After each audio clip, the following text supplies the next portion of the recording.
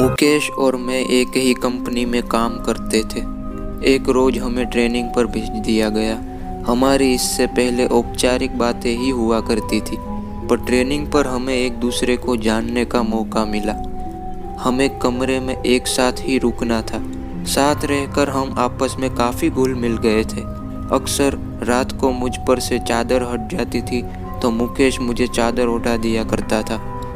मैंने उससे पूछा, क्यों जागते रहते हो रात भर? मेरी तो आदत है करवट बदल बदल कर सोने की, चादर तो टिकती ही नहीं। मुकेश ने मेरी बात का कोई जवाब नहीं दिया। अगले दिन वो कुछ शांत नजर आने लगा। रात को सोते समय मुकेश ने जो मुझे बताया वो न केवल दिलचस्प था, बल्कि कुछ ऐसा था जो मैंने ना तो कभी सुना था ना महसूस किया। मुकेश ने कहना शुरू किया, आप शायद यकीन ना करें, 2003 का साल था। टीवी देखना, लाइब्रेरी जाना, दोस्तों से मिलना जुलना मेरी दिनचर्या बनी हुई थी। ऐसे में एक दिन मैं अपने दोस्त से मिलने उसके घर गया हुआ था।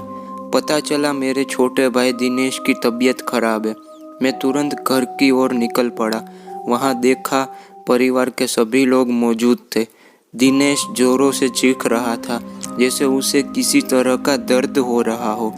उसकी हालत बिल्कुल भी देखने लायक नहीं थी। 3-4 लोग भी मिलकर उसे संभाल नहीं पा रहे थे। पिताजी ने कहा, इसे तुरंत डॉक्टर के पास ले चलते हैं, पर माँ ने मुझे चुप रहने का इशारा किया। दिनेश चीखता और बेहोश हो जाता। दिनेश की चीखें अब भयानक होने लगी थी। कोई उसका सर दबा रहा था, कोई उसकी छाती मल रहा था। नानी ने कहा, इसे पूजा घर में ले चलो। इतना सुनते ही दिनेश जोरों से चीखा। शायद ये बात उसे पसंद नहीं आई। उसे घसीट कर पूजा घर में लाना पड़ा। यहाँ वो और भी जोरों से चीखने लगा।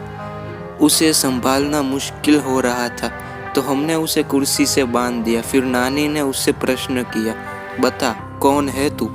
सुनकर दिनेश गुस्से में भर गया। उसका सर और छाती अब भट्टी की तरह तपने लगे। उसे अब संभालना मुश्किल हो रहा था।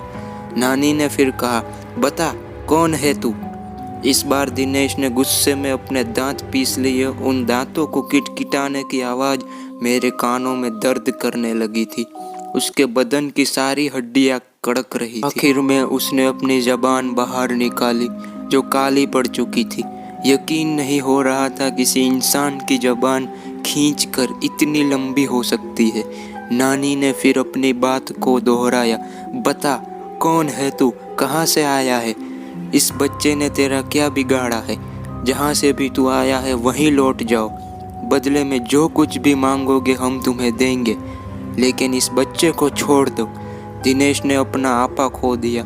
वो उसी तरह कराहता, दांत पीसता, चीखता, चिल्लाता और बेहोश हो जाता। होश में आने पर उसे संभालना मुश्किल हो रहा था। मुझसे ये सब देखा नहीं गया। मैं बाहर आ गया और रोने लगा। उस वक्त मैंने हनुमान जी को याद किया, मंदिर में दिया भी जलाया। रोते रोते भगवान से दिनेश के ठीक होने की प्रार्थना की और वापस दिनेश के पास आ गया। दिनेश के रोने चीखने से वहाँ अब जमघट लग चुका था। लोगों की भीड़ में भी दिनेश उसी तरह की हरकतें किए जा रहा था। उसके शांत होने पर मैंने उसे पानी पिलाया। पानी पीने के बाद वो और भी भयानक रूप में आ गया। उसका चेहरा एकदम काला हो गया, आंखें लाल सूख हो चुकी थी। यह वो दिनेश नहीं था जिसे मैं पहचानता था। ऐसा लग रहा था जैसे उसकी आंखें फटकर बाहर आ जाएंगी। पास जाने पर वो हर किसी को काटने को दौड़ता, अपना मुंह नोचने लगता और फिर वो शांत हो गया और रोने लगा। मैंने पूछा, तुम कौन हो? क्यों हमें परेशान कर रहे हो? दिनेश ने मेरी तरफ ऐसे देखा जैसे मेरी जान ले लेगा। दिनेश कुछ देर तक मुझे घूरता रहा।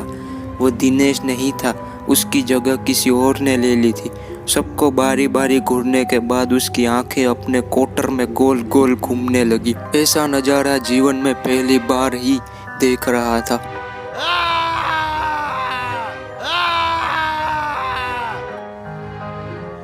वो चीखना, चिल्लाना, वो भयानक सी हंसी, वो दांत पीसना, किटकिटाना, दर्द में कराहना, हड्डियों का एक साथ कड़कना, सब कुछ एक मनहूसियत में बदल चुका था।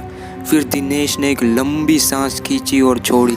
उसकी सांस की दुर्गंध इतनी थी, सब अपना मुंह ढककर घर से बाहर निकल। वो पागलों की तरह हंसा। वापस अंदर जाने पर दिनेश फिर सभी को घूरने लगा। हमने वापस उससे पूछा, कौन हो तुम? फिर वो एक औरत की आवाज में बोला, मैं शाहडोल की हूँ, मैं हूँ तंत्रा, इसने मुझे जगा दिया है, मैं इसे नहीं छोड़ूंगी, इसे अपने साथ लेके जाऊंगी। हमने कहा, जो तुम मांगोगे हम तुम्हें देंगे, पर इसे छोड़ दो।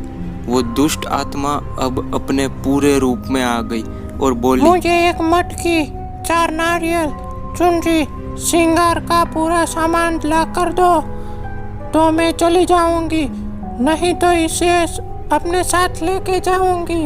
जल्दी करो, दफा हो जाओ, ये सामान लेके ही आना, वरना मैं इसे तो मैं चबा जाऊंगी। हम सबके चेहरे पीले पड़ गए। माँ और मैं तेजी से बाजार की तरफ निकले। रास्ते में माँ रोने लगी तो मैंने उन्हें दिलासा दिया, सब ठीक हो जाएगा। माँ बोली, कुछ भी ठीक नहीं होने वाला मुकेश, मैंने तुझे बताया नहीं। इसने जब अपना पहला असर दिखाया था तब दिनेश को क्या हुआ हम समझ नहीं पाए थे। दिनेश के साथियों ने हमें बताया, उस दिन दिनेश के ऑफिस में मीटिंग थी।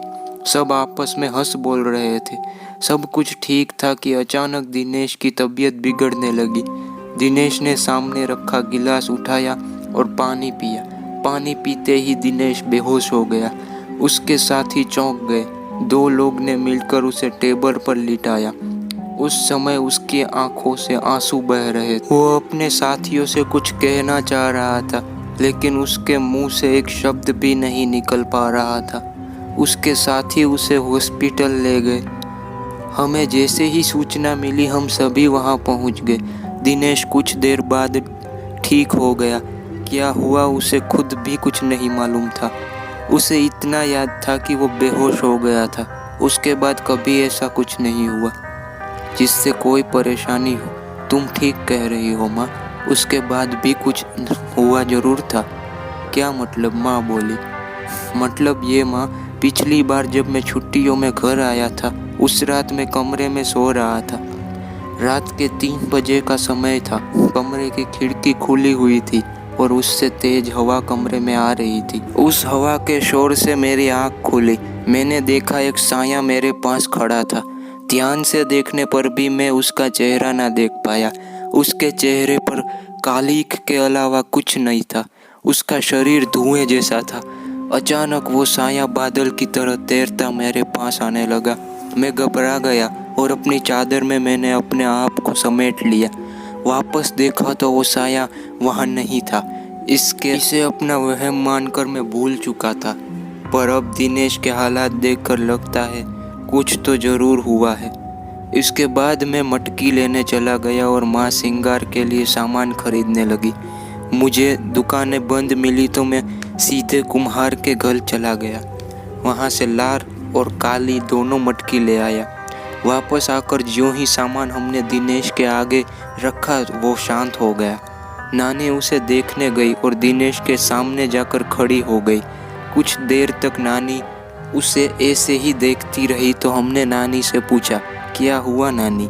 नानी हमारी ओर पलटी। अब नानी के चेहरे के भाव दिनेश जैसे हो गए थे। हम और भी घबरा गए। तो ये इस कहानी का पहला पार्ट था। दूसरा पार्ट जल्द ही आएगा, तो तब तक के लिए चैनल को सब्सक्राइब कर दीजिए।